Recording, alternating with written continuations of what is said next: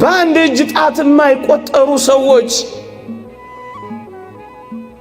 ትኩረት ስለነፈጉ ለምንድን ነው አንተ ለራስህ ትኩረት የምትነፍገው?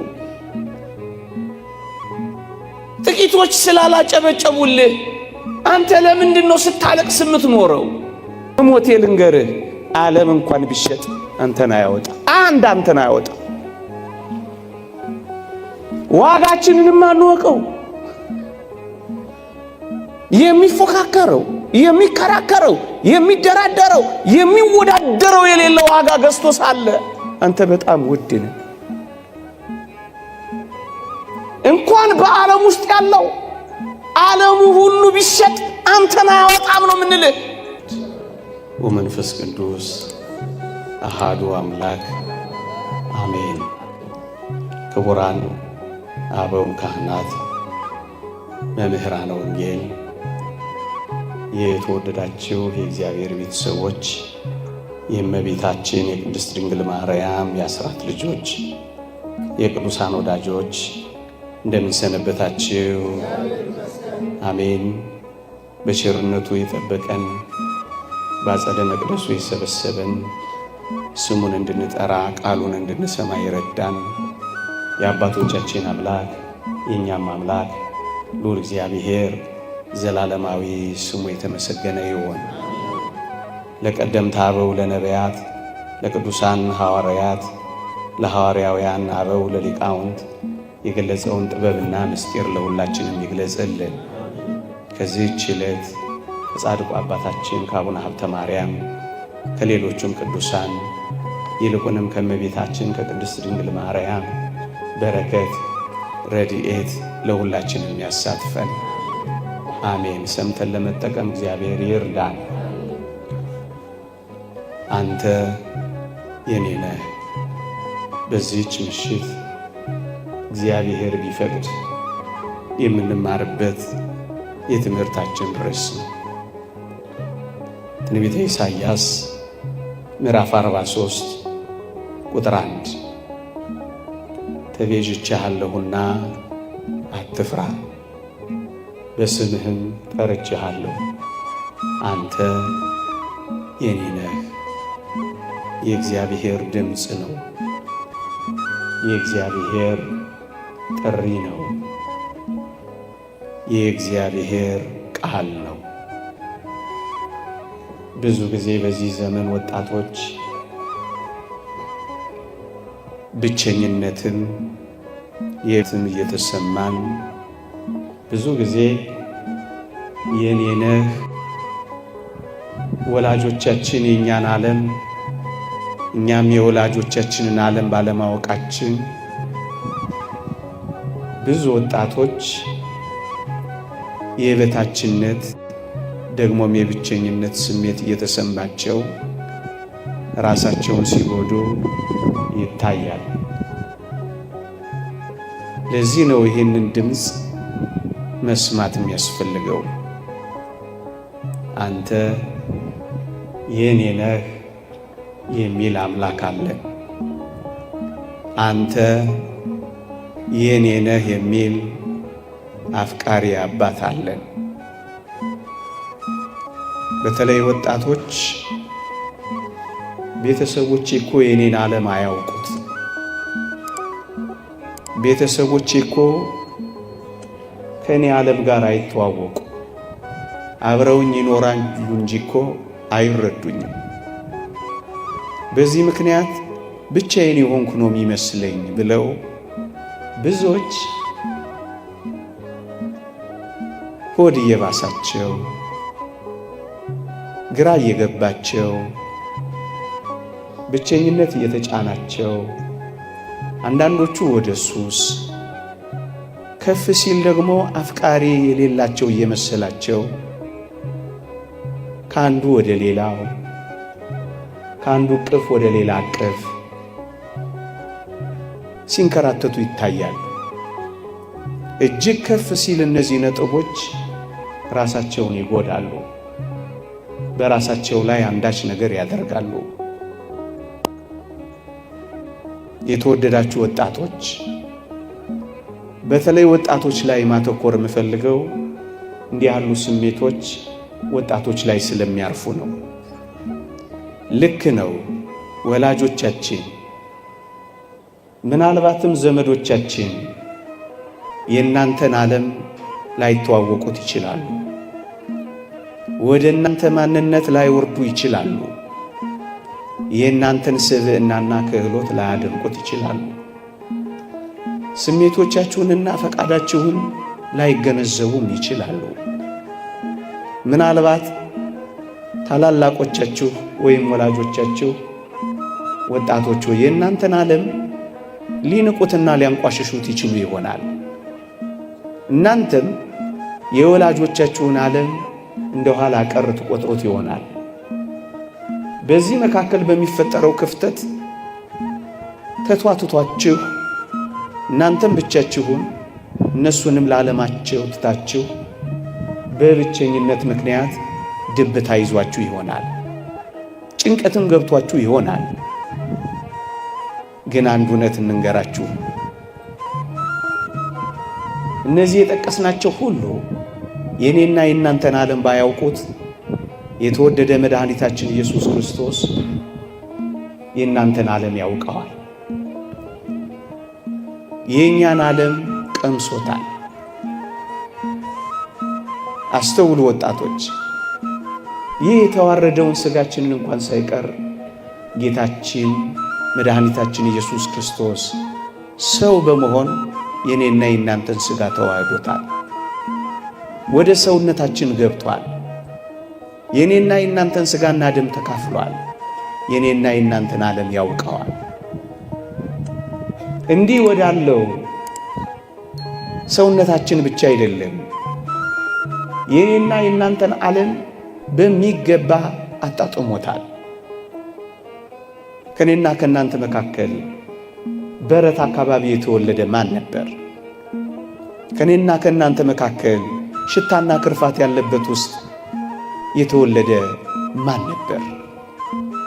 የመጨረሻውን መተው፣ የመጨረሻውን መረሳት፣ የመጨረሻውን መገፋት እንደ አምላካችን የቀመሳለ ይመስልሃል? እህቴ ሆይ ተገፍተሻል። እንግዲያውስ መገፋትን አምላክሽን ቀምሶታል። ወንድሜ ሆይ ብቻህን ተትተሃል። ብቻውን በመተው ያንተን ብቻነትም ጭምር ቀምሶታል። ሽታና ክርፋታችንን እንኳን ሳይቀር ጋር እኮ ነው የተወለደው። ይሄን ብቻ አይደለም ወጣቶች ሆይ ዓለማችንንማ በደንብ አድርጎ አጣጥሞታል። የመገፋት ጥጉን፣ የመጠላት ጥጉን መድኃኒታችን ኢየሱስ ክርስቶስ አጣጥሞታል። እግዚአብሔር በላይ በሰማይ ሆኖ እኛን በታች በምድር አስቀምጦ የኮራብን እንዳይመስልን የተዋረድነውን መዋረድ እንኳን ቀምሶታል። እሱ ምን አለበት እብሪተኛና ትዕቢተኛ ነው እንዳንለው የመጨረሻ እግራችን ስር ተደፍቶ ማበሻ ይዞ እግራችንን አጥቧል። ተትተሃል፣ መተውን ቀምሶታል። ተገፍተሃል፣ ከመገፋትም በላይ ተገፍትሯል። ድሃ ሆኗል፣ የመጨረሻውን ድህነት አጣጥሟል። ዓለማችንንማ በደንብ በሚገባ አጣጥሞታል። እንዴ መቃብራችንን እንኳን ሳይቀር እኮ ቀምሶታል። የመጨረሻው አፈር አይደል? ድንጋያችንን እንኳን ተንተርሶታል። ሞትህን እንኳን ቀምሶታል። ዓለማችንንማ በደንብ በሚገባ ያውቀዋል፣ አጣጥሞታል። ወገኖቼ እግር በእግር ሲኦል እንኳን ሳይቀር ተከትሎሃል። ታዲያ ምንድን ነው? ልክ ነው። አንዳንዶች ዓለማችንን ላይረዱት፣ አንዳንዶች ስሜታችንና ፈቃዳችንን ዝንባሌያችንን ዋጋ ላይ ሰጡት ይችላሉ። ግን እንዳትረሱ ወጣቶች፣ ስሜታችንንም ፈቃዳችንንም ዝንባሌያችንንም ዓለማችንንም እንኳን የሚያውቀው እግዚአብሔር ነው። በስም ጠርቼሃለሁ አንተ የኔ ነህ የሚልህ። አንዳንዶች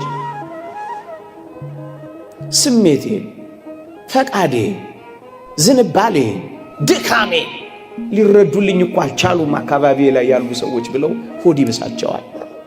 በዚህ ምክንያት ሱሰኞች ይሆናሉ። በዚህ ምክንያት ቁማርተኞች ይሆናሉ።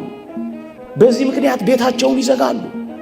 በዚህ ምክንያት ራሳቸውን እንኳን ሳይቀር ያጠፋሉ። ወገኖቼ ግን አንድ ነገር እንንገራችሁ፣ ስሜታችንን፣ ፈቃዳችንን፣ ዝንባሌያችንን እንኳን ብቻ አይደለም፣ ፈተናህን ብቻ አይደለም።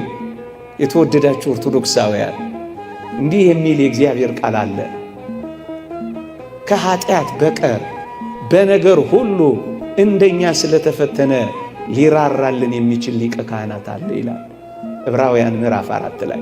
ልድገመው፣ በነገር ሁሉ እንደኛ ስለተፈተነ ይላል። ጎበዝ፣ እኔና እናንተ ከተፈተንነው በላይ ስለተፈተነ ስንፈተን ዝም አይለንም፣ ይራራልናል። ስንተው መተውን ስለቀመሰ ያውቀናል። ከኃጢአት በቀር በነገር ሁሉ ከዛስ ይራራልናል። አያችሁ፣ ድካምህን ያውቀዋል። ደክሟላ፣ ተፈትኗላ። ይሄንን ስለቀመሰ ይራራልናል። ባወጣ ያውጣው፣ እንደገባ ይውጣ፣ የራሱ ጉዳይ ሊሉ ይችሉ ይሆናል አካባቢዎች። ግን እንዳትረሳ ይራራልናል። አንዳንድ ወጣቶች በዚህ ምክንያት ብቸኛ ይሆናሉ። እንደሱ እንዳይሆን ነው የሚራራልን። ፈተናችንን እንኳን ሳይቀር መከራንም እንኳን ሳይቀር ሰው በመሆኑ በመቅመሱ ምክንያት የመራራቱ ምክንያት ሆኖልናል። እሱ ነው የኔ ነህ የሚልህ። ክህሎቶቼን፣ ተሰጦቼን፣ ማንነቴን የሚያሞግሰኝ የሚያደንቅልኝ ማንም የለም ብለው ብዙ ወጣቶች መኖር ያቆሙ ሰዎች አሉ። ተፈላጊ ያጣነን፣ ፈላጊ የሌለኝ፣ የማንንም ትኩረት ማልስብ ምስኪን ነኝ ብለው ጭርምት ኩርምት ብለው የሚኖሩ ምናልባት ብዙ ወጣቶች ሊኖሩ ይችላሉ። ራሳቸውን በዓለም መመዘኛ ይመዝኑና በዓለም በምትመዝነው መመዘኛ ራሳቸውን ያረከሱ ማለት ዋጋ ያሳጡ። በዚህ ምክንያት ምን ሆነዋል? አንገታቸውን ቀብረዋል። እኛ ግን አንድ ነገር እናስታውሳችሁ ወጣቶች ሆይ፣ እስኪ ልጠይቃችሁ፣ እግዚአብሔር እንደ ሰው ያከበረው፣ እግዚአብሔር እንደ ሰው የፈጠረው አለ? እስኪ ንገሩኝ። እግዚአብሔር በእጆቹ የሰራው እኔን፣ አንተን፣ አንቺንም አይደለም? እግዚአብሔር ለመላእክት እንደዚህ አድርጓልን? በአፉ ውስጥ ትንፋስ ለመላእክት እፍ ብሏልን? እንደኔና እንደና አይነት ድንቅ ፍጥረት በምድር ላይ ታይቶ ይታወቃልን? ታስበው ዘንድ ሰው ምንድን ነው? ሰው ምንድን ነው? ትሞትለት ዘንድ ሰው ምንድን ነው? ከሰማይ ትወርድለት ዘንድ፣ በቤተልሔም ትወለድለት ዘንድ፣ እርቃንህን ትሆንለት ዘንድ፣ ችንካር ታጠልቅለት ዘንድ ሰው ምንድን ነው? እግዚአብሔርን ከዙፋኑ የሳበ ከሰው በቀር ማን አለ እንዴ? በእጆቹ አፈር ዘግኖ ብቻ አይደለም፣ በእጆቹ ችንካር ተክሎ የችንካር ቀለበት አጥልቆ የፈጠረው እንዳንተ ያለ ማን ነው? ስንፈጠር መላእክት ይፈጠር ብለው መላእክት ሁሉ ለማየት የናፈቁት አንተ እኮ ልዩ ፍጥረት ነህ። ግሩምና ድንቅ ሆኜ ተፈጥሬያለሁ ያለውን ዝማሬ አታውቀውም? አልሰማህም? አንተ ልትድን ስትል እኮ ነው መላእክት መጥተው የዘመሩልህ። የሰማይ ሰራዊት ላንተ የዘመሩልህ፣ ስትፈጠር ያጨበጨቡልህ። እንዳንተ አይነት ውብ፣ እንዳንተ አይነት ልዩ የታለ መሰለህ? ለምንድን ነው ራስህን የምታራክሰው? በዓለም መመዘኛ ውብ አልሆንክም ብለው ኤክስ ሲያደርጉብህ አሁን ብለህ ለምንድነው አንገትህን ዘለስ የምታደርገው?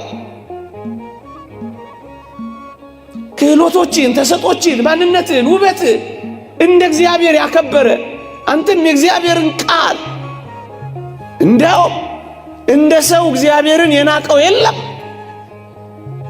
ደግሞስ በምድር ላይ ለሰው እንደ እግዚአብሔር ያከበረው የለም። ለምንድነው? በእነዚህ ምክንያት ተሰጦችን፣ ክህሎቶች፣ ማንነቴን ምናልባት አላወቀውም እንጂ ሳይንስ ሁሉ የሚኮርጀው ካንተ ነው። ሰው ውስጥ ከ5 እና ከ6 በላይ ትልልቅ ፋብሪካዎች አሉ። ነርቭ ሲስተሙ፣ ኤሌክትሪክ ሲስተሙ። ይሄ ቴክኖሎጂ እኮ የሚኮረጀው ካንተ ማንነት እኮ ነው። አንተ ልዩ ነህ። አንተ ድንቅ ነህ። ይህንን ማንነት ዓለም በምታወጣው መስፈርት የመዘንከው ዕለት ነው ብቸኛ እንደሆንክ ደግሞም የበታች እንደሆንክ ያሰብከው። በአንድ እጅ ጣት የማይቆጠሩ ሰዎች ትኩረት ስለነፈጉ ለምንድነው አንተ ለራስህ ትኩረት የምትነፍገው? ጥቂቶች ስላላጨበጨቡልህ አንተ ለምንድነው ስታለቅስ የምትኖረው? የብቸኝነትም የበታችነትም እንዳይሰማ አየው ዓለምህን ተዋውቆታል። ፈተናህን ድካምህን ስላወቀ ሊራራልህ የሚችለው አምላክ አንተ የኔ ነህ ይልሃል። ደግሞም ክህሎቶችን፣ ጸጋዎችን ማን ተናግሮት ይጨርሰዋል ከባለቤቱ በቀር? አንዳንዶች የበታችም ብቸኝነትም ሲገባቸው አፍቃሪና ተንከባካቢ እንደሌላቸው ስለሚቆጥሩ ወገኖቼ የሚወደኝ ማንም የለም ብለው ራሳቸውን እንኳን እስከ ማጥፋት ይደርሳሉ። ሰሞኑን አንድ ጻልይ ሰምቻለሁ። እማዬ አትወደኝም ብሎ ጽፎ ራሱን ያጠፋለች። እውነት ነው። ወጣቶች ሆይ መወደድን፣ መፈለግን፣ መፈቀርን እንደምትፈልጉ ይታወቃል። ግን አንድ ቃል እናስታውሳችሁ። የእግዚአብሔር ቃል እንዲህ ይላል፣ በዘላለም ፍቅር ወድጄሻለሁ ይላል። ይህ የሚለው እግዚአብሔር ነው። እግዚአብሔርን የሚያህል አፍቃሪ አምላክ እያለ የሚያፈቅረኝ አጣሁ ማለት ምንኛ ምስኪንነት ነው የሚሆነው እንዴ! ቢሰጡ የሚያልቅባቸው፣ ሞልቶ የሚጎልባቸው፣ ፊታቸው አብርቶ የሚወይብባቸው የዚህ ዓለም ጥቂት ሰዎች ፍቅር ነፈጉኝ ብሎ ሰው ለራሱ ክብርና ፍቅር እንዴት ይነፍጋል? እናንተ ኦርቶዶክሳውያን ወጣቶች ሆይ በዘላለም ፍቅር ወድጄሻለሁ የሚለው ባለ ጸጋው እግዚአብሔር ነው፣ ሰጥቶ ማያልቅበት። ይሄን ፍቅር ታውቁት ይሆን ወገኖቼ?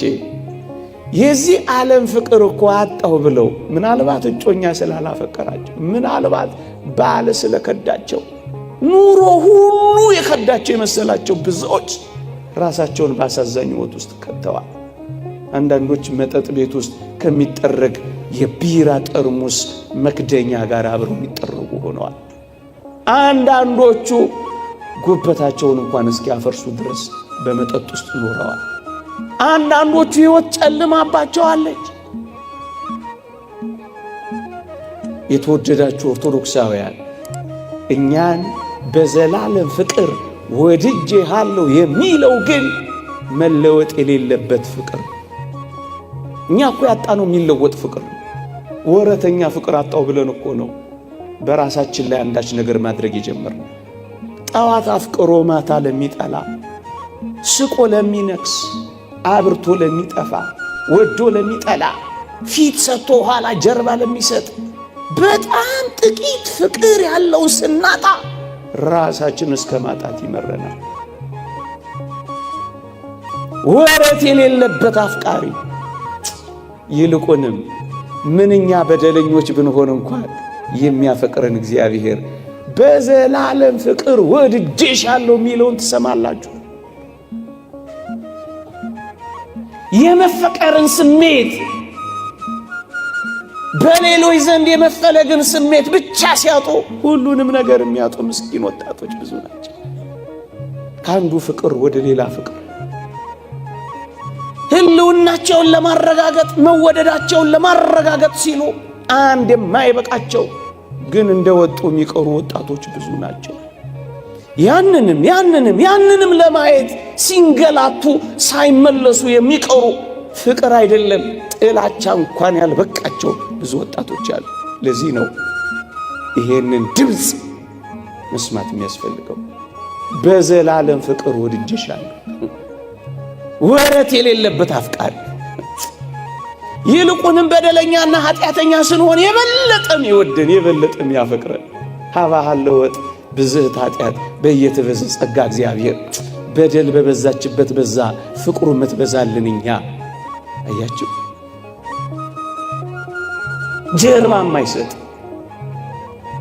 ፊት የማያጠቁር ግንባር የማይቋጠር ሻካራ ቃል የማይነጋገር እናንተ ወጣቶች ሆይ እንኳን የኔና የናንተ ጥቂት ቀርቶ የዓለሙ ሁሉ ኃጢአት ፍቅሩን ያለወጠበት አምላክ እንዳልሆነ ረሳችሁት? እሱ ነው በዘላለም ፍቅር ወድጄሻለሁ የሚለው።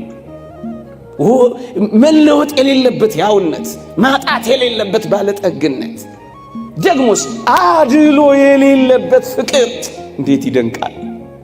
እኔ በጣም የሚያስደንቀኝ በመንኮራኩር የተፈጩትንም የሆነ ስንዴ አስፈጭተው መስዋዕት ያቀረቡትንም ሁለቱንም እኩል የሚያፈቅር ፍቅር፣ ላባቸውንም ያንጠፈጠፉትን ደማቸውንም ያፈሰሱትን እኩል የሚያፈቅር ፍቅር እንዴት ይደንቃል! እንዴ ሜዳ ላይ የተጎተቱንም ደግሞስ እንዴ ምንጣፍ የጎተቱ እኩል የሚያፈቅር እሱ ነው አፈቅርሃለሁ የሚለው። ይሄንን ድምፅ ይሰሙት ይሆን ወጣቶች? እኛን በማፍቀር የሚኖር አምላክ እያለ ለምን ራሳችንን በመጥላት እንኖራለን? ወጣቶች ስላንተ ፍቅር የተሰቀለልህ አምላክ እያለ ለምንድን ነው አንተ የምትሰቀለው? የሞተልሽ አምላክ እያለ ምን በወጣሽ ራስሽን የምትገይው? መራራ ሐሞት የተጎነጨ አምላክ እያለ መርዝ መጠጣት ይገባል? ወጣትነቱን ለኛ የሰጠ አምላክ እያለ ወጣትነታችንን ለዲያብሎስ መገበር ይገባል? እናንተ ወጣቶች ሆይ ደግሞ ብዙዎቻችን ደግሞ ሁላችን ተስማምተን ሽፍታን እንጠላ የለ፣ አጋች እንጸየፍ የለ። የተወደዳችሁ ወገኖቼ ብቸኝነትን የበታችነትን አፍቃሪ በማጣትን ሱሰኛ ሆነው ቁማርተኛ ሆነው ራሳቸውን በተለያየ ምክንያት ጎድተው ደግሞ ማጥፍተው የሚኖሩ ሰዎች በራሳቸው ላይ የሚሸፍቱ እንጂ ሌላ ምን ይሆናሉ? ሽፍታ ከጠላችሁ ሰው በራሱ ላይ እንዴት ይሸፍታል? አጋሽ ከጠላችሁ ሰው ራሱን በእንደነዚህ አይነት አጥፊ ነገሮች እንዴት ያግታል? እንዴ ጌታችን ዲያብሎስን ከሚያህል አውሬ ካዳነን በኋላ ራሱን በተለያዩ ነገሮች የሚያደክምና የሚያጠፋ ሰው በራሱ ላይ የሚነሳሳ ጨካኝ አውሬ መሆኑ አይደል? አንበሳ ራሱን ሲበላ አይታችሁ ታውቃላችሁ? በመጠጥ እኮ ራሳችንን በላ ነው እንዴ? በሱስ እኮ ራሳችንን በላ ነው። በማደንዘዣዎች እኮ ራሳችንን በላ ነው። በመርዝ እኮ ራሳችንን በላ ነው። ራሱን በልቶ የማያውቅ እንስሳ እያለ ራሱን የሚበላ ሰው ሲገኝ አሳዝን። እባብ ራሱን ሲነድፍ ሰምተን አናውቅ። ሰው ግን ራሱን መንደፍ ጀመረ በዚህ ዘመን። እባብ ራሱን ያድሳል እንጂ እንደተማር ነው ራሱን አያፈርስም። ሰው ግን ራሱን ማፍረስ ጀመረ። የተወደዳችሁ ወጣቶች አንድ ጥያቄ ልጠይቃችሁ። ይሄን ቤተ መቅደስ አንድ ጠላት መጥቼ ላፍርሰው ቢል ይሄ መቅደስ ከመፍረሱ በፊት እናንተ እንደምትፈርሱ አውቃለሁ። ይሄ ከመቃጠሉ በፊት የሚቃጠሉ ምእመናን እንዳሉ አውቃለሁ። ግን ያሳዝናል። የሰውነታችንን መቅደስ ቅድም ባለውና ከፍ ባለው ራስንን በማጥፋት ይሁን ሲያፈርሱ ግን ምንም አይመስላቸው። እኛ እኮ የኛ አይደለን። አንተ ያንተ፣ አንቺም ያንቺ፣ እኔም የኔ፣ እርሶም የእርሶ አይደሉም። አደራ የተሰጠን ብቻ ነው። እኔ ለኔ አደራ የተሰጠው ነኝ፣ እኔ አይደለው።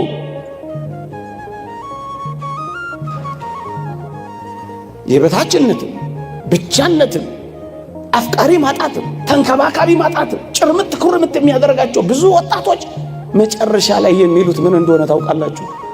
ዋጋ ቢስ ነኝ ብለው ዋጋ እንደሌላቸው ይቆጥራሉ። ዋጋቸውን አራክሰው መሬት ይፈጠፍጣሉ። ይህ ዓለም በሚያወጣላቸው ዋጋ ራሳቸውን መመዘን ይጀምራሉ። በዚህ ዓለም ሂሳብ ሲተሳሰቡ ጊዜ ራሳቸውን ዘጭ ያረጋሉ፣ ያረክሳሉ። ለዚህ ዓለም የማልመዝን ከሆንኩ ዋጋ ቢስ ነኝ ብለው ራሳቸውን ደረጃዎችና መዳቢዎች አድርገው ያስቀምጣሉ። ዋጋ ቢስማ አይደለም። ዋጋችንን በትክክል መነጋገርማ ይገባል ወገኖቼ። እንዴ አንተ ወጣት ወይ ዋጋህን ማወቅ ከፈለክ አንገት ላይ አንጠልጥለዋል፣ ደሞም ተነቅሰዋል፣ ወይም ተጠልፈሸዋል ልብስሽ ላይ። የክርስቲያኖች ዋጋ ቀራንዮ ብቻ ነው። የክርስቲያን ዋጋ የክርስቶስ ደም ነው የተገዛንበት። ታዲያ ይሄንን ዋጋ ይወጣብህ በሞቴ ልንገርህ፣ ዓለም እንኳን ቢሸጥ አንተን አያወጣ፣ አንተን አያወጣ። ዋጋችንንም አንወቀው።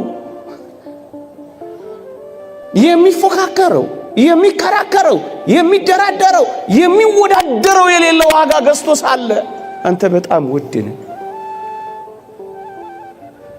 እንኳን በዓለም ውስጥ ያለው ዓለሙ ሁሉ ቢሸጥ አንተን አያወጣም ነው የምንልህ።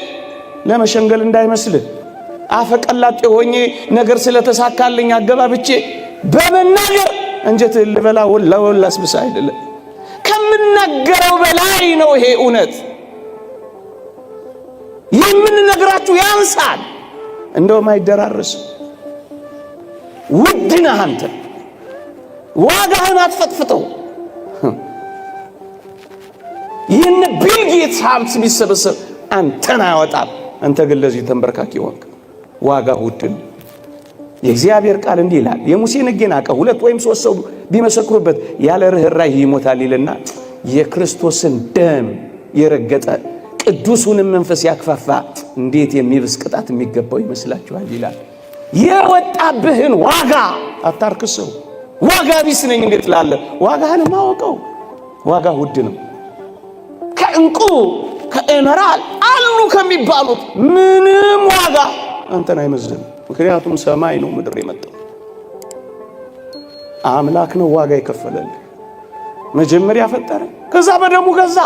በዋጋ ተገዝታችኋልና የራሳችሁ አይደላችሁም። ዋጋህን አየኸው? ዋጋ ወጥቶባል እንዴ? በዚህ ዓለም ላይ እኮ ዋጋ የወጣባቸው ነገሮች እኮ ናቸው በጣም ውድ። ብርቱ ዋጋ ከወጣቸው በጣም ይወደዳሉ። ብርቱ ዋጋ ስለወጣብህ በጣም ልትወደው ነው የሚገባው። በጣም እንዴት ራስህን ትጠለዋለህ? ውድ ነህ አንተ፣ በጣም ውድ ነህ። ይህንን ስላላወቅነው ነው ብዙ ጊዜ እየተቸገርን ያለነው ወገኖች። አንዳንድ ወጣቶች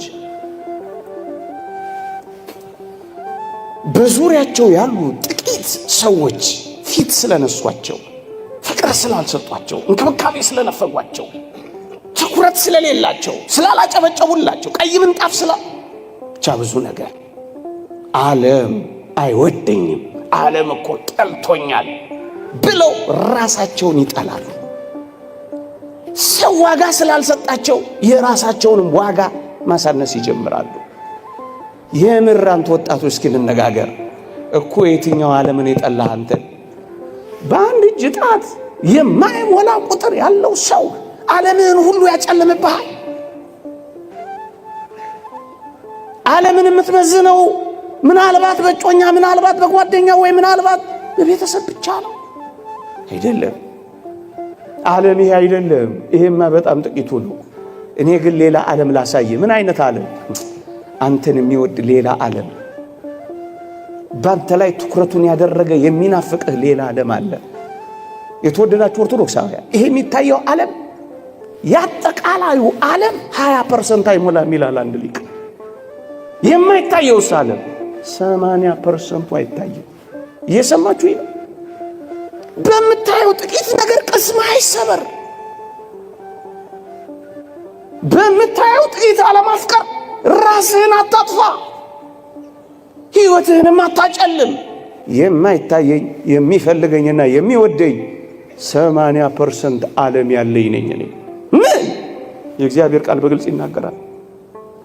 ወደ አእላፋት መላእክት ደርሳችኋል ይላል። አእላፋት መላእክት እኛን ይወዱናል። አእላፋት መላእክት እኛን ይናፍቁናል። አእላፋት መላእክት እኛን ይጠብቁናል። አብረናቸው እንድንዘምር፣ አብረናቸው እንድንኖር። እኛ አየህ የማይታየው ሌላ ዓለም የቱ? የመላእክት ዓለም ይሁን። የታላላቅ ወንድሞች ዓለም አለ። ማር ይስሐቅ እንደተናገረው ታላላቅ ወንድሞቻችን ናቸው። አንተ ያየኸው እኮ ጥቂት ዓለሙን ነው እና በሱ ትከፋለህ። ዓለም ጠልቶኛል ትላለህ። የወንድሞቻችን ከሳሽ ተጥሏል ተብሎ የተነገረው ወንድሞቻችን አሉ፣ ይወዱሃል። ይሄን ደግሞ ላሳየህ።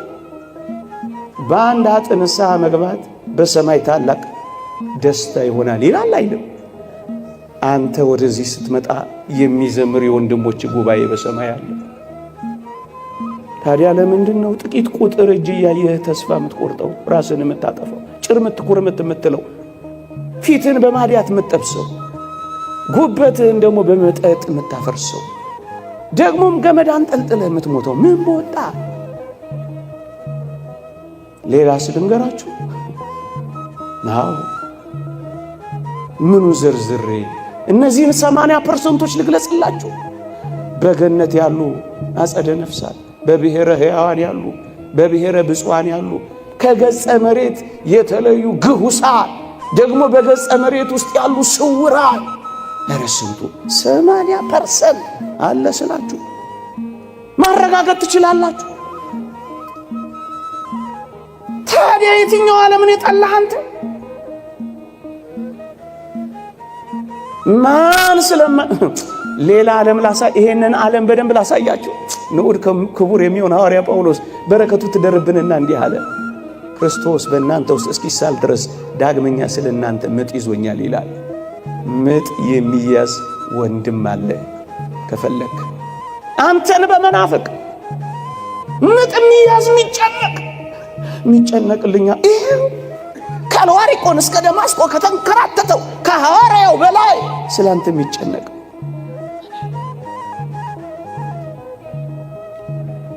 ታዲያ ዓለም እኮ የትኛው ዓለም ስለጠላህ ነው ራስን የምትጠላው? ዓለም አልወድ እኮ የትኛው ዓለም ስላልወደደ ነው? በቃ በዚህ በጥቂት ቁጥር ያውም ደግሞ ምስኪን በሚወድቅ በሚነሳ በሚበረታ በሚደክም በሚያገኝ በሚያጣ በሚቆም በሚወድቅ በዚህ ዓለም ነው ራስን የምትመዝነው። ሌላ ዓለም አለ። አንተ ሌላ ዓለም አለ፣ ሌላ ዓለም አለ። ቅዱስ አትናቴዎስን ዓለሙ እኮ አይወድህም አሉት ይባላል። ምን አለ ቅዱስ አትናቴዎስ በረከቱ ይደርብንና፣ ንገሯት ለዓለም እኔም አልወዳትም። ምኗ ይወደዳል? እንደው ላጥላላባችሁ ፈልጌ እቤት ስትሄዱ መኖራችሁን እንድታቆሙ ሽቼ አይደለም፣ እንዳትመሰጡባት ግን ለማድረግ በጣም የምትወደድ አይደለችም። በጥርሶቿ ስቃል ስታበቃ በኋላ የምትነክስህ ምን ትወደዳለች? በሜካፖች ያበደች ምን ትፈቀራለች? የውሸት ጌጣጌጥ ይዛ የምታማልልህ ምን ያጣብቃል ከሷ ጋር? ለምን እንደሚሰማ ለምን እንደሚያምህ ታውቃለህ? ተጣብቀህባታል። በቃ ለገንዘብና ለከንቱ ውዳሴ ከተጣበቅ ጥላቻዋን ፍቅሯም ያመሃል። ፍቅሯን ስታጣ ያመሃል፣ ጥላቻዋ ያሳብድሃል። አትጣበቅባት። ትታመማል፣ በሐዘኖቿ ትሰበራለህ። አየህ፣ ከተጣበቅባት ነው እንደዚህ የምትሆነው። ምኗ ደስ ይሰኛል። በመኃልየ ሰሎሞን ላይ ያለችው ያችን ሙሽሪት አልሰማህትም? ፀሐይ መልኬን አክስሎታልና አትዩኝ እያለች ነው የዘመረችው። ምን ትታያለች? እስኪ ዋት ምን ትታያለች? ምን ደስታ አላት?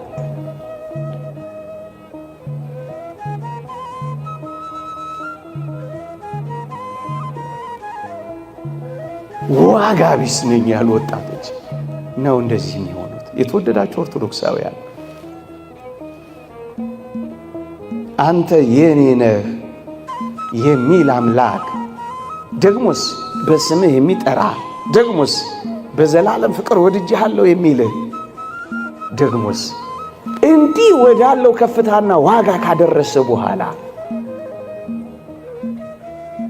ያለ መወደድ ስሜት ያለ መፈለግ ስሜት እንዴት ሊሰማ ይችላል?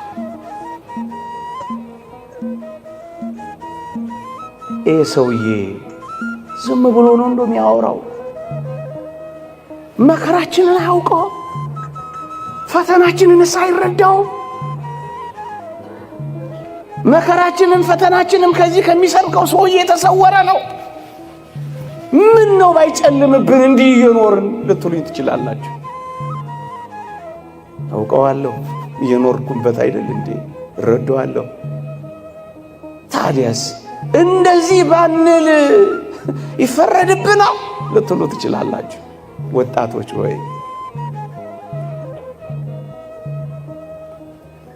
መከራችሁም ፈተናችሁም ክርስቲያን እንደመሆን ወይም ክርስቲያን እንደሆናችሁ እንድትቀበሉት ይልቁንም በራሳችሁ ላይ በመከራም ይሁን በፈተና አንዳች ነገር እንዳታደርጉ የሚረዳችሁን ጥቂት ነገር እንጠቁማችሁ። መከራ አለብህን? እንግዲያውስ መከራህን ከአምላክህ ጋር አብረህ ተቀበለው። እንግዲያውስ መከራሽን የክብር በርሽ አድርጊው። አብረን መከራ ብንቀበል አብረን ደግሞ እንከብራለን፣ አብረን ደግሞ እንወርሳለን ይላል እግዚአብሔር። አብረን የቱንም መከራ ክርስቲያን እንደመሆናችን ስንቀበል በምስጋና ከተቀበልነው ያለ ማጉረምረም ካሳለፍነው ይልቁንም ደግሞ መንፈሳዊ ሕይወታችንን አበርትተን በደስታ ወደ መቀበል ስንመጣ አንድ ነገር እንዳትረሱ። የተወደደ መድኃኒታችን ከራሱ መከራ ከመስቀሉ መከራ ጋር ይቆጥርልናል። አብረን እንድንከብር አብረነው መከራ ብንቀበል ይላልና ይቆጥረዋል። እዩ የኔና የእናንተን እንቅልፋምነት በቅዱሳን ትጋት፣ የኔና የእናንተን ንፉግነት በቅዱሳን ጥሪት አልቦነት ዋጋ አድርጎ ከተቀበለው የኔና የእናንተን መከራ ከራሱ መከራ ጋርም ጭምር ይቀበለዋል፣ ይቆጥረዋል። እንዲህ ይላል ቅዱስ ጳውሎስ፣ ላንብብላችሁ በሞቴ እንዲህ ይላል፣ ከክርስቶስ ጋር ተሰቅያለሁና እኔም አሁን ሕያው ሆኜ አልኖርም፣ ክርስቶስ ግን በእኔ ይኖራል። አሁንም በሥጋ በምኖርበት ኑሮ በወደደኝና ስለ እኔ ራሱን በሰጠው በእግዚአብሔር ልጅ ላይ ባለ እምነት የምኖረው ኑሮ ነው ይላል። ከክርስቶስ ጋር ተሰቅያለሁና አብረኸው ተቸንከራ። መከራ ስትቀበል አብረኸው፣ ስታመሰግን አብረኸው፣ ደስ ሲልህ አብረኸው፣ ስትጎሳቆል አብረኸው አብረኸው ወደ መስቀሉ ትወጣለህ። አብረኸው መስቀሉ የምትሸከም ትሆናለህ። አብረኸው ከክርስቶስ ጋር ተሰቅያለሁና በቃ እኔ አሁን በዚህ ምድር ላይ የምኖረው ለራሴ አይደለም፣ በሞተልኝ ነው። እናንተ ወጣቶች እስኪ ለእናቴ ልኑርላት ትሉ የለ? እስኪ ደግሞ ጥቂት ለጌታችሁ መኖር ልመዱ። ለአባቴ ልኑርለት ትሉ የለ? ለዘላለም አባታችሁ መኖር እስኪ ልመዱ። አሁን የምኖረው ኑሮ በወደደኝና ራሱን ለእኔ አሳልፎ በሰጠው በክርስቶስ ላይ ባለኝ እምነት ነው ምኖረው። ምን ብያለሁ? አብሬው ሞቻለሁ፣ አብሬው ተሰቅያለሁ። አንዳንድ የሰይጣን በጆሮአችን እየመጣ ራስህን ጥላ ሊልህ ቢችል አንተ ወጣት ሆይ ከኔ በላይ እኔን የሚወደኝ አምላክ አለ ብለህ አታሳፍረውም ሰይጣን። አንዳንዴ ሞት ሙት ሙት የሚል ድምፅ ሲያሰማ ከክርስቶስ ጋር ሕያው ሆናለሁ ለምን ብቻዬን እሞታለሁ አትለው? አንዳንዴ ተሰቀል ተሰቀል ይላል። ብቻዬን ተሰቅዬ ምን አመጣለሁ? ከአምላኬ ጋር እሰቀላለሁ እንጂ መከራውን አብሬ እካፈላለሁ እንጂ ክርስቲያን እንደመሆኔ በልዩ ልዩ ፈተና ስፈተን ደስ ወደሚሰኝ ጥልቅ መንፈሳዊ ሕይወት ገባለሁ፣ አብሬው ከፍላለሁ እንጂ ብቻዬን ምን አረጋለሁ? ለምንድነው እንጨት አንጠልጥዬ የምሰቀለው? ክርስቲያን በመሆኔ እሰቀላለሁ። ስጋን ከክፉ መሻቱና ምኞቱ ጋር እሰቅላለሁ እንጂ እኔ ምን በወጣኝ የምሰቀለው አትለው? ጥፋ ጥፋ ጥፋ ወይም አጥፋ አጥፋ አጥፋ ሊል ይችላል። ከክርስቶስ ጋር እኖራለሁ ብላ አታሳፍረው? መከራን እንደዚህ ካሳለፍከው ራስን አትጎዳም። ይሄን የምናገረው ለምን እንደሆነ ታውቃላችሁ? ምን ሆኖ ነው እንደዚህ የሚያወራው ልትሉ ትችላላችሁ። አላውቅም ብዙ ነገር ከዚህ እኛ ከምንኖርበት ጀርባ ያለ አንድ ትልቅ ሰፈር የዛሬ 2 ወር በአንድ ሳምንት ውስጥ 6 ነው 8 ልጆች ናቸው ራሳቸውን ያጠፉት። እንደውም 2 ጓደኛ ማቾች አርሰናልም ስንሄድ አብረን፣ ጌምም ስንጫወት አብረን፣ ስቴዲየምም ስንሄድ አብረን፣ ፕሪሚየር ሊግም ስናይ አብረን፣ እንዴት ብቻህን ትሞታለህ ብሎ ጓደኛው አብሮ ተከተሉ። ምንድነው እንደዚህ ሆነው? ወላጆች ወይ ልጆቻችሁን አታውቋቸው? ዓለማቸውን አትረዱት? አንዳንዱ የትምህርት ዓለሙ ሲጨልምበት ሕይወቱን ሁሉ ያጨልማል። ምስኪን ነው። አንድ ሳብጀክት ኤፍ አመጣ ማለት ምናልባት ቀኑን ሊደብር ይችላል እንጂ ዘመንን ሁሉ ሊደብረው ይችላል። ማትሪክ አላመጣም ማለት ሰማይና ምድር ተደፋ ማለት ነው። ሕይወት እኮ ዘርፏ ብዙ ነው። ገና ያልተሰራ ብዙ ዘመን አለ። ገና ያልተሰራ ብዙ ሥራ አለ። ለምንድነው በራስ ላይ የምትወስነው? ሙት ሙት ሲል የምትሞት ምን ቦጣ? አንተ ብቻ አንተ ሰቅለህ ምን ታመጣለህ እንዴ? አንድ ሰሞንማ በዚህ በማህበራዊ ሚዲያ እኮ ፋሽን አድርገውት ነበር። ብንሄድ ይሻል እኮ። የት ነው የምትሄዱት? ብሄድ ይሻለኛል። አይሻልም አይሻልም። የሚሻለው እንደ ንዑድ ክቡር ጳውሎስ ከኖርክ እውነት ነው ይሻላል። ሃይማኖትህን ከጠበቅ፣ በተጋሎ ከኖርክ፣ ሩጫህን ከፈጸምክ፣ በጽድቅ ከተመላለስ፣ በትሩፋት ካሸበረክ፣ ክርስቲያን ከሆንክ ሂድ። ምን ታደርጋለህ? ኑሮ ስለከበደኝ ግን ይሄዳል ይባላል እንዴ? የት ነው የምትሄጂው? የት ነው የምትሄጂው እንዴ? የዚህ መከራ እጥፍነቱ የማይቆጠር ሌላ መከራ ጋር ተረት መስሎ ነው ይሄ። ልብሄድ ይሻለኛል። አትሄድ እንዴ? ይሄን ሁሉ ፈተና ስቀበል ምን ሆኖ ነው ይሄ ሰውዬ አሁንም እንደዚህ የምታወራው የምትል ከሆነ ስለ ፈተና ደግሞ ጥቂት ነገር ተናግሬ ያበቃል። መከራህን እንዲያስተናግደው ብቻ ነው፣ ተሰቀለበት። ምን ታረጋለህ? ማንን ትቤዣለህ? ማንን ታድናለህ? ፈተና ካልክ ግን ማክሲመስ የተባለ አንድ ሊቅ 3 ነገር ነግሮናል። እንዲህ ይላል፣ በሞቴ ስማኝ። ፈተና በአንዳንዶች ዘንድ ከቀደመ ኃጢአታቸው ሊያነጻቸው ይመጣል ይላል። ክርስቲያን ሆነ ፈተና የምትቀበል ከሆነ እሰይ፣ ኃጢአትህን ያነጻልሃል፣ በደልህን አጥርግርጎ ይወስድልሃል። ከቀደመው ኃጢአታቸው ሊያነጻ ይላካሉ። ሰሞኑን እዚህ ሎስ አንጀለስ ካሊፎርኒያ ይሄ ሰደድ እሳት ሰምታችሁ የለ? ቤቱ ከተቃጠለ ንብረቱ ከወደመው ሰው አንዱ ዘ ፓሽን ኦፍ ክራይስት የክርስቶስን የሕማማት ፊልም የሰራው ሚል ጊብሰን የሚባለው ፕሮዲውሰር አንዱ ነው። ተጠየቀ፣ ሰምቼዋለሁ ኢንተርቪው። ምን ተሰማ አሉት። ይሄ ለኔ መንጻት ነው፣ ኢትስ ፒውሪፊኬሽን ነበር ያለው። ጥርግ አድርጎ ይሰደው እንደማለት ነው። ኃጢአቴን የሚያነጻልኝ ከሆነ ፈተና ይሰይ፣ ለጽድቅ የሚያበቃኝ ከሆነ ይሰይ። ከቀደመው ኃጢአት ሊያነጻኝ ይመጣል። በቃ ሁለተኛ ክርስቲያን ሆነ መከራን ከተቀበልክ በሌሎች ዘንድ ደግሞ ይላል ያላቸውን ፍጽምና የበለጠ ሊያሳምር ይመጣል ይላል። የበለጠ ውብ ሊያረገ፣ የበለጠ ሊሰነግለን፣ የበለጠ ሊያሳምርልን ይመጣል። ሶስተኛ በአንዳንዶች ዘንድ በሌሎች ዘንድ ደግሞ ይላል ሊመጣ ላለው ነገር እንዲዘጋጁ ለማድረግ ይመጣል ይላል። ሌላ መከራ ካለ ያሁኑ ፈተና እየሰራ ነው። ምርጥ ሸክላ የሚሰራው በብዙ እሳቶች መካከል አልፎ ቆንጆ ጠንካራ ዕቃ የሚወጣው ብዙ ተፈጭቶና ተቦክቶ ነው። ይሄ የሰራኝ ነው በል። ለምንድነው ራስን የምታፈርሰው? ለምንድነው ራስን የምትገለው? ለምንድነው ሱሰኛ የምትሆነው? ለምንድነው ቁማርተኛ የምትሆነው? ለምንድነው ጭርምት ኩርምት ብለህ ሕይወት እንደጨለመችብህ የምታስበው?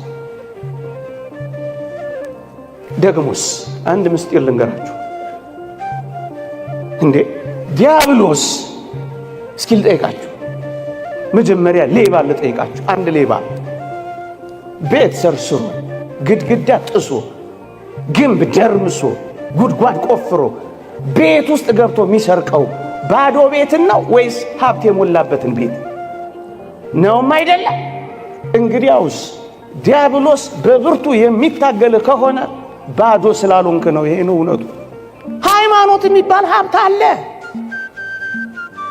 ተስፋ አለ፣ የመንግሥተ ሰማያት። ለዛ ነው የሚታገል። ባዶ ብትሆንማ ምን ያታግለዋል? ትቶ ነበር የሚሄደው። አንተ ባለጸጋ ነህ። ሃይማኖት አለ፣ ምግባር አለ፣ ተስፋ አለ። እሱን ሊያስጥልህ ነው። ደም ተቃብተሃል። እንዴት ቆሞ ሊያጨበጭብልሽ ትፈልጊያለሽ? ሊያፏጭልህ ትፈልጋለህ? ሊያሞግስ ትፈልጋለህ? አይደለም። ሀብት አለ። ሀብት ስላለ ሶስተኛ የተማሪዎች እውነት የሚገለጠው በፈተና እንደሆነ ክርስቲያን የመሆናችን እምነት የአምልኳችን ጽናት የሚለካው አንዳንዴ እንዲህ ባሉ ፈተናዎች ሆነ ይከተለኛል። እዛ ማቴዎስ ወንጌል ምዕራፍ 8 ላይ ምንድነው የሚለው? አስደናቂ ቃል አለ እኮ። ወደ ማዶ እንዲሻገሩ አዘዛቸው ይላል። የብስ ሲከተሉት ነበር። አሁንስ የብስ የተከተሉትን ያውቃቸዋል። አሁንስ በወጀብና በአውሎቹ መካከል ከኔ ጋር የሚሄዱትን ልወቃቸው ብሎ እኮ ነው ወደ ማዶ እንዲሻገሩ ያዘዛቸው። የብሱን ተከትለው ይሆናል ማይበሉና ወጀብ ውስጥ ሳብረ ትገባለህ። እሱን መለካት አለበት። ዝም በሚልበት ጊዜ ትከተለዋለህ። እሱን ማየት አለበት። የምትወርድ የምትሳፈር የምትቀሰቅስ የምታንኮራፋ መሆን በምን ይገለጣል? ሶስተኛ አራተኛ ፈተናው የሚመጣብን ትኩረታችን የተወደዳችሁ ኦርቶዶክሳውያን እግዚአብሔር ሳይመጣ እንደማይቀር ሳይሆን ቀኑ ላይ ነው ትኩረታችን። ለዚህ እኮ ነው የምንፈተነው። መቼ ነው የሚመጣው? መቼ ነው የሚሆነው? መቼ ነው ስለምንል እኮ ነው። እግዚአብሔር ግን ሳይመጣ አይቀርም ካላችሁ ግን ትረጋጋላችሁ። መከራህንም ፈተናህንም እንደዚህ ካየኸው ትበረታለህ።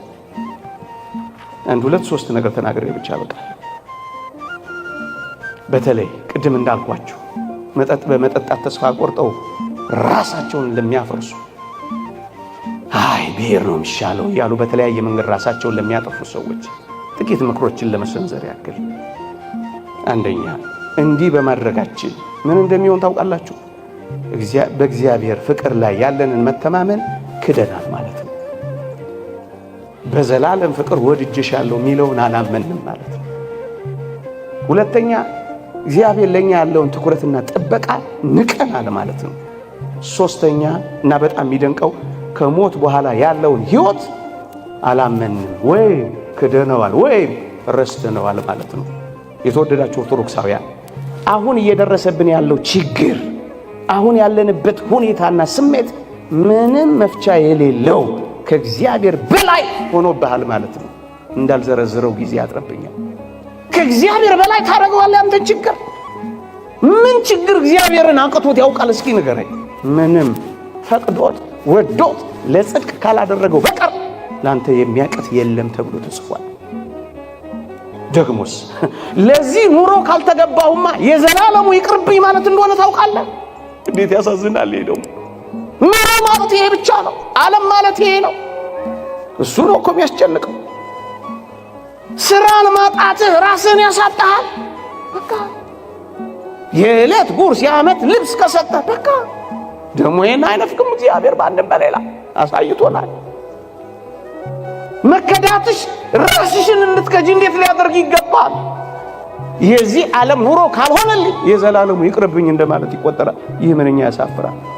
ይሄ ማለት ይህን ዓለም የመጨረሻ ያደረገው ሰው ነው ራሱን ላይ እንዲህ አይነት አደጋ የሚቆጥር። ይህማ ምንኛ እግዚአብሔርን አለማወቅ። ሌላውና እጅግ አስገራሚው ነገር ግን ለችግሮቻችን ሁሉ ቀን መስጠት ከእግዚአብሔር መፍትሄ መፈለግ አልወደድንም ማለት ነው። ስለዚህ ወዲያው ራሳችን ላይ እርምጃ እንወስዳለን። እንዲህ እንዳይሆን እኔ አስታውሳለሁ ልጅ እያለሁ HIV ኤድስ የሚባል በሽታ በዓለማችን ላይ ተሰራጭቶ ነበር። በጣም ልጅ እያለሁ እጅግ የሚያማምሩና የሚያሳሱ ቆነጃጅት ብርቱ የሆኑ ጎበዛዝት ወዲያው በበሽታው ሲያዙ አስታውሳለሁ። በርካታ ልጆች በአንድ መንደር ውስጥ ራሳቸውን ያጠፉ ጀመር። ግን ከጥቂት ጊዜ በኋላ ምን እንዳስተዋልኩ ታውቃላችሁ? ከበሽታው ጋር የሚኖሩ ግንስ በጣም ተስማምቷቸው የሚኖሩ ሰዎች አሁን አሉ። ወልደው ከብደው ድረው አሁን በመካከላችን የሚኖሩ አሉ። ለምን? የመጨረሻ ላደረጉ ችግር ለምን የመጨረሻ ታደርገዋል? ጊዜ መስጠት፣ መታገስ። ለምን ትቁረጠነጣላችሁ ወጣቶች? አሁን ካልሆነ ብላችሁ ሰማይ እንደተደፋባችሁ ለምን ትቆጥራላችሁ? እንደውም እኔ እሰማለሁ፣ አነባለሁ በሽታው ከሰውነታቸው ጨርሶ የወጣ የጠፋ ሰዎች ሁሉ አሉ። አያ ቀን ስጡ፣ ለእግዚአብሔር እድል ስጡ። እኔን የሚፈርድ ጌታ ነው። ቀኑ ሳይደርስ አንዳች አትፍረዱ ይላል ቅዱስ ጳውሎስ። በራሳችሁ ላይ ማንፈራጭ አረጋችሁ። ችግርህን ለአንዴና ለመጨረሻ ጊዜ የሚያጠፋል ሞት መስሎ ከሆነ ውሸት ነው። በጣም ተታለሃል። በጣም ራስን ማጥፋት የሚያጠፋው ችግርን ሳይሆን የሚያጠፋው ህልውናህን እንደሚያጠፋ ከዛ ከፍ ብሎስ የእግዚአብሔርን ሐልወት በልብ ውስጥ ያለውን እንደሚያጠፋ ግን እንዳትረሱ። ታላቅ ኃጢአት የሚሆነው ይህንን ነው። የእግዚአብሔር ምሕረትና ይቅርታ ለኛ ያደረገውን ፍቅርና ትኩረት ያጠፋ ሰው ነው ራሱን የሚያጠፋ። ራስን ማጥፋት ትንሽ ችግር ለመፍታት ትልቅ ችግር መፍጠር ማለት እንደሆነ ግን ተረዱ። ለጊዜያዊ ችግር ውስብስብና የማይፈታ ችግር መፍጠር ነው። ለሚቀለበስ ችግር የማይቀለበስ መፍትሄ መስጠት ነው። ይህ ምንኛ ያሳዝናል። መጨረሻ የእግዚአብሔር ቃል እንዲህ ይላል፣ እምነት፣ ፍቅር፣ ተስፋ እነዚህ ሶስቱ ጸንተው ይኖራሉ። ፍቅር ግን ይበልጣል ከሁሉ። ሶስቱን ነገር የረገጠ ሰው ነው በራሱ ላይ በመጠጥ፣ በሱስ፣ በቁማር ወይም በሌሎች ነገሮች በርካታ ነገሮች ተስፋ ቆርጦ የሚኖር። ከዚያ ከፍ ብሎ ደግሞ በራሱ ላይ አንዳች ነገር የሚያደርግ ሰው እነዚህን ሶስቱን የጨፈለቀ ሰው እግዚአብሔርን አያምነው። ደግሞስ የዘላለም ተስፋውን ረስቷል። ደግሞስ ፍቅር የሚባል ነገር ትቷል። ከትላንት ላይ ታሪኩንና ትዝታውን ክዷል። ትላንት እንዳልተደረገለት በማይፀን ውስጥ ደም ሆኖ አጥንት ሰክቶ ምንም ባልነበረበት ዘመን ከናቱ ጋር አገናኝቶ የመገበውን የትላንቱን ታሪክ የረሳ ሰው ነው። ያሳዝን። ትላንትን አስታውስም፣ ነገን ደግሞ ተስፋ አደርግም።